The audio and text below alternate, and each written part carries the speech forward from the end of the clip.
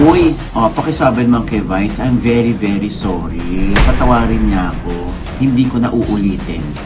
Sa ibang tao natin naririnig yung kabutihan ng puso ni Angel Oxy. Angel, tumakbo ka ng senador. Tirahin niyo si Tony, Paul-jacking niyo rin si Bongbong. Pero sabihin mo sa kanya, next time, pag-iisipan na niya ang bawat ipopost niya. Yung iba, nagtataka sila, bakit gagawa ng teleserye si Piolo? Ayaw na nga ni Piolo mag-teleserye. Lagi kong pangaral sa mga artista, huwag kayong magsusunog ng tulay. Hello mga ka-update! Ito po ang inyong mga lingkod. Ito po si Tita Jen.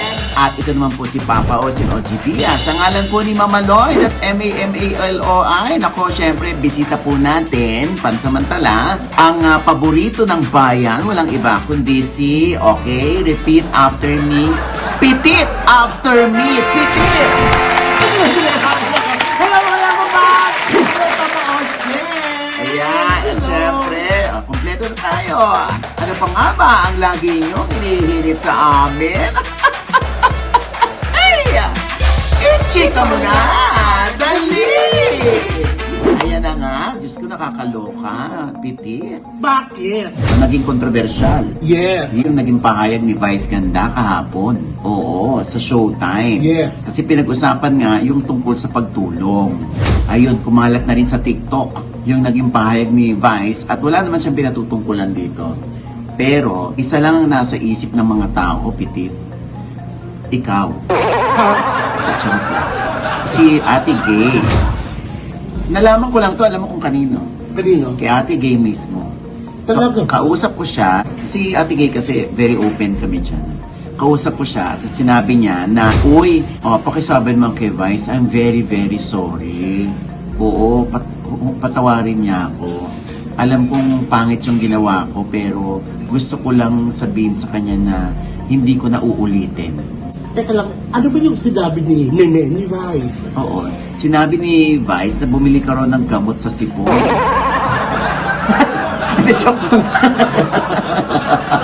Kinabahan ako. Sabi ni Vice ay tumulong siya sa isang nangangailangan. Yes. Tapos yung pagtulong niya ay hindi nangangailangan ng acknowledgement, no, kundi appreciation lang. Tama. So, ayun, so tinulungan niya itong taong ito at naloka siya para siyang na-hurt dahil ipinost yung itinulong niya. So, siya pa yung nabira. So, na-broadcast yung tinulong? Oo. Ako talaga. Ayun. O, diba? Agad. Ikaw, anong opinion mo doon? Well, may point talaga si Meme kasi pag tumutulong tayo, di ba, lalo yung tulong na galing sa post, hindi naman kailangan natin na yung, di ba, acknowledgement po sa social media, di ba, sa atin na yun. At ako kasi, pag tinutulungan ako, pinag-pray ko natin. Pwede naman gano'n naman ang balik eh. Oo. Di ba, yun talaga. Pero, pag yung ipopost, I guess, hindi, mali. Mali. Pero ikaw ba, wala kang sama ng loob kay Ate Gay? Honest to goodness, meron. Meron kang sama ng loob kay Ate Gay? Yes. Bakit? Totoo ate Gil. Kasi nakita ko rin na nag-post talaga siya. Okay. Ng mga taong tumulong sa kanya. Okay. Di ba, isa-isa ko, Okay. wala yung pangalan ko. Sumama ang loob mo, Sobra, Pipit, sobra. dahil wala yung pangalan mo. Yes. Ba't ano ba yung naitulong mo? Wala. Hindi pinapray ko si ate Gil. Akala ko naman ako kinabahan dito. Parang, Diyos ko. Anyway, ayan. So, in fairness to Ate Gay naman, very apologetic siya nung nakausap ko. Dahil nakausap ko rin si Meme. Oo, na kay Meme, wala na yon. Kasi sinabi nga ni Meme, ikaw naglapit sa kanya sa akin. Diba? Since hindi rin naman, kilala rin naman natin siya at hindi rin naman naiiba yung trabaho ko sa kanya nung araw pa. No? Kaya natin tinutulungan si Ate Kay. Pero sabihin mo sa kanya, next time, mag-iingat na siya ng kanyang mga sinasabi. Pag-iisipan na niya ang bawat ipopost niya. At sana ay wala nang mga ganito. Pag tinulungan daw, kahit hindi na i-acknowledge, okay lang sa kanya. Ang ending kasi binabash siya. Dabash. Oo, kasi nga parang, ay, bakit 20,000 lang tinulong mo? Oo. Parang kini-question, di ba daw, na bakit ganun? Oo, Ganun kaya, lang. correct. Anyway, ang importante rito ay relieve na si Ate Kay. Kasi narinig na niya mula sa akin na sinabi ni Vice na okay na yun. Tama. Siguro ang lesson learned dito ay pag tayo nangailangan ng tulong at tinulungan tayo, happiness ng tumulong yan na tumulong siya. At hindi nangangailangan ng kapalit yon, hindi nangangailangan ng acknowledgement yon, hindi nangangailangan ng thank you post yon. Ikaw, Jex, ano masasabi mo? Hindi, masasabi ko dyan, te. Ikaw, Ate Gay, huwag ka magpadalos-dalos ng post. Post ka kasi agad eh. Huwag ka dapat nagpapadalos-dalos. Tingnan mo, naunahan ka na ni Ate B. Diba? Yan ang karibal ni Ate Gay eh, diba? Si Ate B. Si Ate Ate Guy yun, Ate Guy.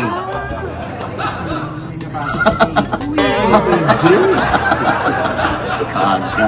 Uy, eto ang ganda nung napanood ko, yung Lalamove Driver. Si Lester. Si Lester Liansang. Oo. O yun. Siyempre, naging lalamove driver na yung aktor ng probinsyano na si Lester Liansang. Ang nakakaloka dito, Pitit, ay yung kanyang revelation. Kasi tinanong ko siya, sino sa mga artista ang hindi niyan makakalimutan na tumulong sa kanya? At ang isinagot ni Lester ay si Jelox, tawagin ko siya. Sino si Jello? Angel Loxy. Angel. Yes. Bakit? Kasi nung time na tumutugtog ako sa bar niya dati, sa may Don Antonio, lalabas yung anak ko nun. Manganganak yung Mrs. misis ko dati. Manganganak siya. Tapos, wala kang budget. Nakaipit yung budget. Si Angel yung sumagot Talaga? ng buong hospital. Ng buong bayaran sa hospital. Yes. Talaga? Patuan mo si Angel. Tapos, ninang pa siya. Ninang siya. Isay. Anak. Hindi ka naman binalikan para singilin. Hindi ganun si Angel. Hindi siya ganun. Nakakatuwa siya. Hindi siya ganun. Ano na lang sinabi niya sa'yo ni Angel? Wala na. After nun, sabi ko, Jel, uy, sobrang thank you sa inyo. O basta tugtog ka pa rin sa barko. Ganun lang. Nakakaloka. Oo, kaya ang daming pumuri kay Angel na talagang anghel Totoo. ng bawat kaibigan, ng bawat nangangailangan. Kaya nakakatuwa, di ba? Totoo. Si Angel Locsin ay talagang napaka-pilantropo. Alam mo yung pilantropo? Yes, of course. Oo. Alam mo, sinend ko nga kay Angel yung interview ni Lester. Tapos, sabi niya, napanood daw niya. Bigla raw siyang naawa kay Lester. Pero kahit may challenges na pinagdadaanan, nangingibabaw pa rin ang pagiging mabait niya. Mabait naman talaga si Lester. Tapos, sabi ko sa kanya, thank you, Angel. Ang dami mo ng kabutihan akong nawi-witness. Dahil talagang hindi nagsasalita si Angel, hindi siya nagpo-post ng mga tinutulungan niya. Sa ibang tao natin naririnig yung kabutihan ng puso ni Angel Locsin. Kaya nga sabi ko sa kanya, kay Angel, Angel, tumakbo ka ng senador. Tatakbo ba? Ayun na, eto na sagot ni Angel. Parang, ewan ko parang read between the lines, eto ang sagot ni Angel. Maglalagay tayo ng senador na karapat-dapat. Hindi ako. So magiging active daw siya sa election. Bilang siguro nangangampanya siya. Bilang magpupush siya sa kandidatong pinaniniwalaan niya. Tingnan natin na baka magbago pa ang isip ni Angel. Pero ano talaga, hindi lahat ng anghel may pakpak. Isa dyan si Angel talaga. Oo, correct. Kaya naman si Angel talagang mahal na mahal ng mga artista. Kasi madami na talagang natutulungan si Angel. Sa kabila ng mga bashers niya, na obviously ay hindi naniniwala sa kanya, na obviously akala nila ganun lang si Angel. Oo. Pero grabe ang ambag sa lipunan ni Angel. Totoo yun. Kaya yung mga tumutulisa dyan kay Angel na parang ngayon nabubulagan sila at hindi nila ma-accept na may ginagawa sa lipunan si Angel. Nako, ay nako. Si Yusi Kuping. Ay! Wala mo kung sinasabi. Kuping ka ng kuping. Hindi nga kuping yun. Kops. Naku, kops. Hindi. Isa siyang maliit na pusa. Kaya, ang kuping yun. Kaya Angel, ituloy mo lang yan. Tama. Oo. Hindi man ito maipost, kayong dalawa na ni Lord ang nagkakaalaman kung gaano kabuti ang puso. Totoo. Katulad nito, si Pitit, yan, lagi ko nakikita talaga na nagpapakain siya sa boyfriend. Sorry. Nagpapakain siya ng mga frontliners. Ayan. Totoo, Joke niya yan. totoo yun naman. Tsaka, Siya nagluluto, tapos pinapakain niya. Tapos, isa-isa niya, lalo na yung mga nakadestino sa checkpoint. yes. Oo, si Pitit talagang ganun siya. Yung pag may blessings na sobra sa kanya, at alam niyang mabubusog ang kanyang kaluluwa, Yan yung ginagawa niya. Kaya nag-ano rin ako, nagko-contribute din ako sa mga good deeds ni ano, Yes, isa si ni Papa Os sa tumulong din sa akin, tumutulong sa akin. Lalo sa mga bata, di ba? Correct. Kaya nga yung boyfriend ni Petit, talaga nung ano yung batang kali yan nung na-meet niya. So pinalaki niya yun, naging jowa niya. Hindi, joke. Oh, yan. Basta idol ko I si love you, Angel. Amir. Ano na? Idol ko si Angel talaga. Si Angel. Di ba? Parang si Angel din nagmulat sa akin na yung ang sarap kasi sa pakiramdam na tumutulong. Correct, correct. Ang sarap, promise. O, basta pag tumakbo si Angel, nakasuporta ako. Yes. Paano na sa probinsyano, te? Hindi mo papaalam na siya doon. Kasi tatakbo siya eh. Wala naman si Angel Wala naman siya doon, te. Nandun siya. Wala. Ano ka ba? Angel Aquino. Ang pinag-usapan namin si Angel ako. Gaga? Ano ka ba? Si Angel Ano? Luxi. Pinag-uusapan namin si Angel. Hindi ka. Ano yun? Siksik talaga. In fairness, tawag mo si Angel. Evaporado. Angel evaporado. Anyway, gusto ko mainit yung pinag-uusapan, ano, yung request nila or demand nila kay Tony Gonzaga na kapanayamin din daw ni Tony yung mga biktima o pamilya ng mga biktima ng martial law. Kasi nga parang hindi nila nagustuhan yung one-on-one interview ni Tony kay Bongbong Marcos. O kaya yun ang hirit nila. Siyempre, marami tumutulig sa kay Tony. Marami rin naman nakakaunawa kay Tony. Na talagang nag-i-interview lang naman siya, hindi ba? Tama. Hindi naman para gawing tama yung nangyari ng martial law. Dahil unang-una, hindi pa buhay si Tony Gonzaga noon. Ako 2 years old pa lang noon. Ikaw ilang taong ka na? 1991 ako. 1991 ako. Ilang taong ka noon? 36. Totoo nga. Oo nga. Mamatay. Ano ka ba, 1976 talaga. Pero sa probinsya, wala akong pakialam doon, di ba? Mamatay, 1976. Oo, ito naman. 1976 mamatay. 1975. Last na yan. Mamatay ka man bukas. O mamaya. 1902, okay na tayo. Reincarnation na lang. Anyway, ayan nga. Ito lang may sa akin. So, 2 years old ako noon.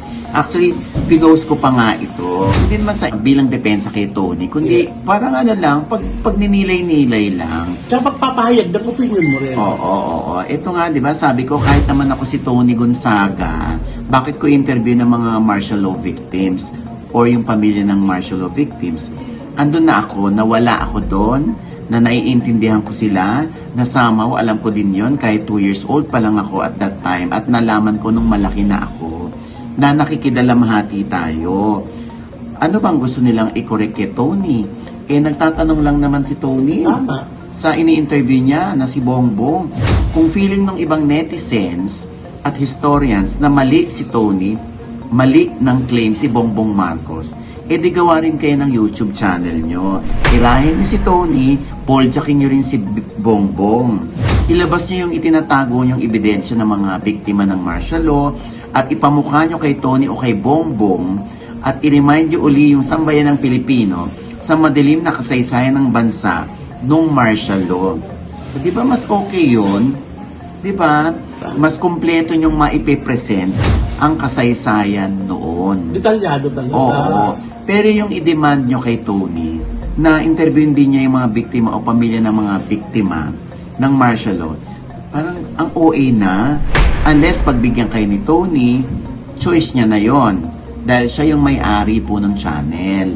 Tingnan nyo ha, kakasita nila kay Tony na viral, di ba? Na-curious ngayon yung mga tao, yung mga netizen.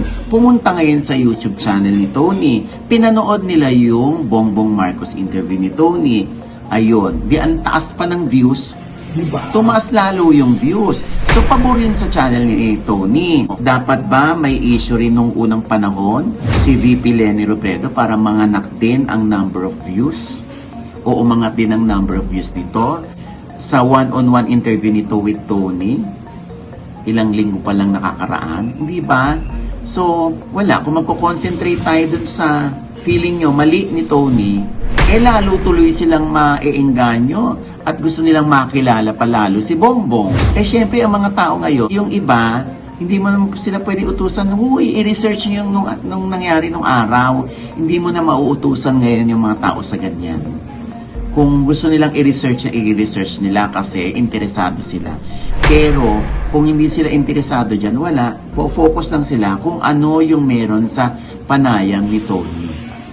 Eto nga ang sinabi ni Tony Gonzaga, no?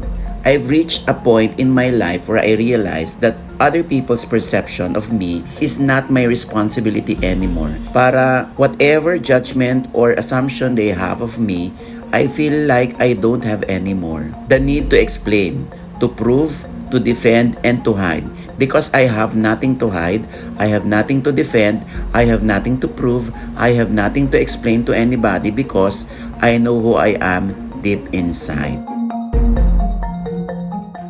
Kasi sa totoo lang, hindi lang naman din si VP Leni Robredo ang kinapanayam ni Tony, si Bongbong Marcos, si Isko Moreno, si Grace po.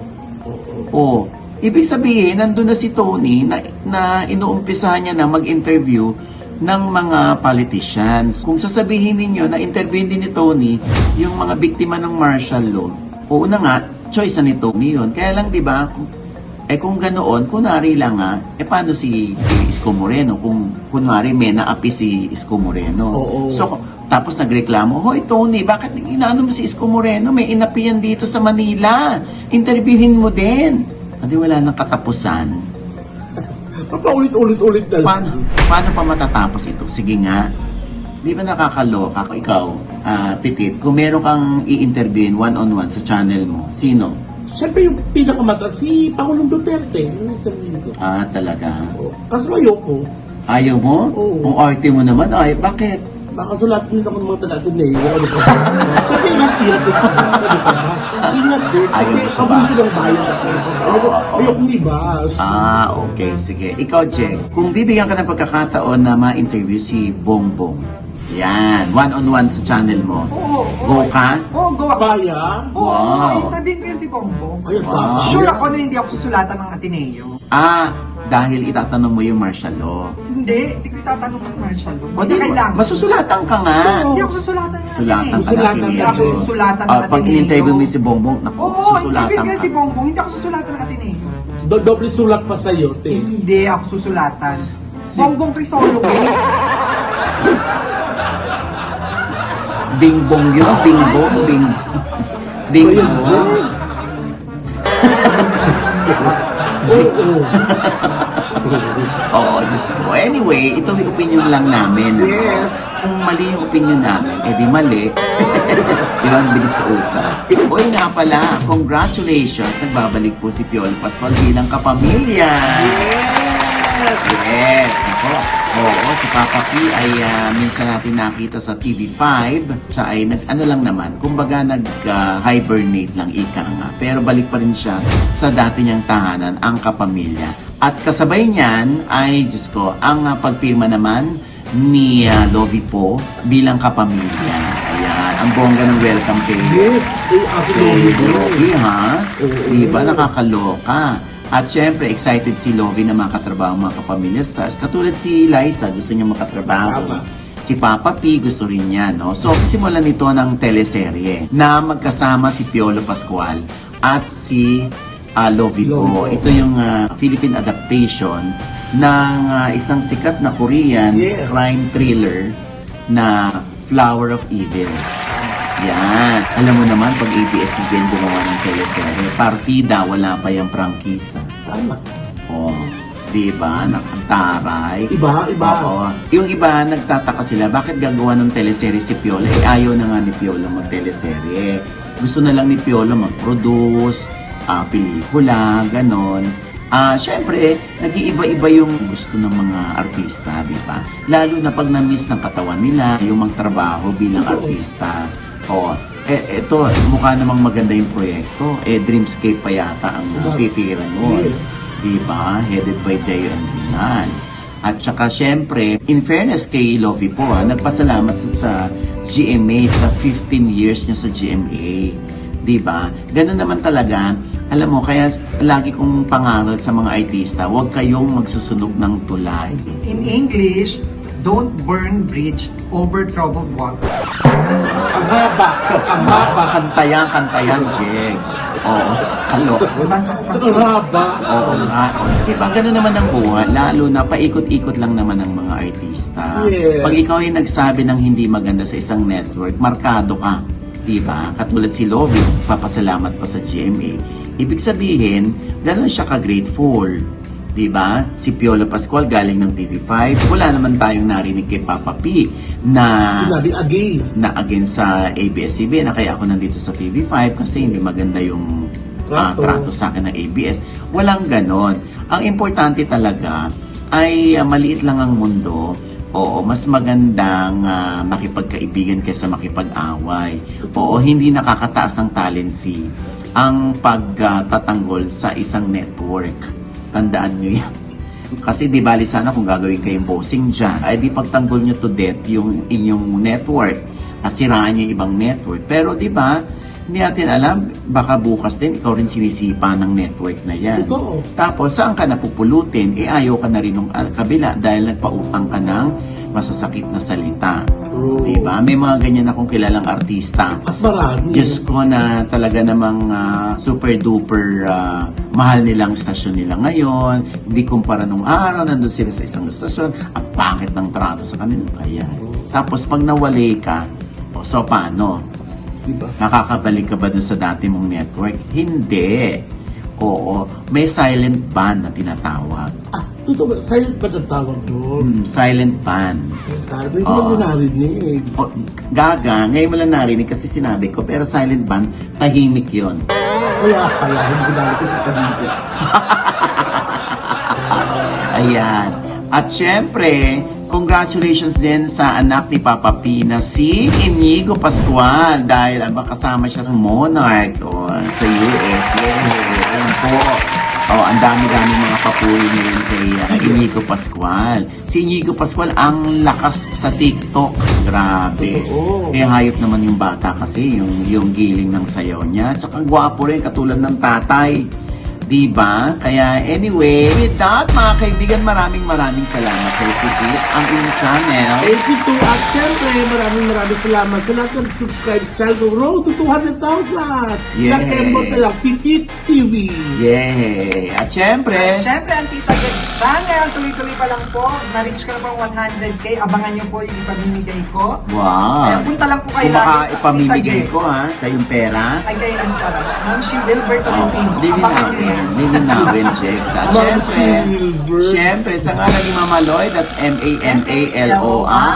Syempre, ang aking panayam naman kay Lester Yansang na ngayon ay isa ng Lala Move driver.